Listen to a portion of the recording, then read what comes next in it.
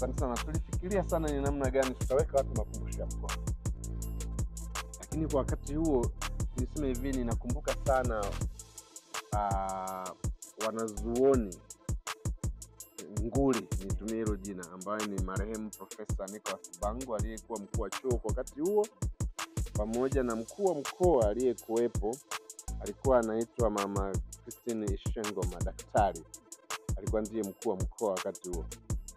Hawa wakiona tuna wazo hili, ndipo wakasema hivi, kumbe kama mna wazo la kuanzisha makumbusho, mnaweza mkatumia jengo hili, kwa sababu jengo lenyewe kwanza ni makumbusho, lina zaidi ya miaka 100.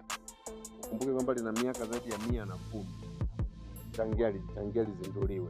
Jengo linaweza likawa na miaka 130 au 120 niseme. Muda. Kwa hiyo inaweza kuwa lina miaka hata 120 tangia lijengwa. Kwa hiyo jengo lenyewe kwanza lina umri wa miaka hiyo yote. Kwa hiyo kwenye mambo kale, jengo ndilo kitu cha kwanza kinachotunza mambo kale.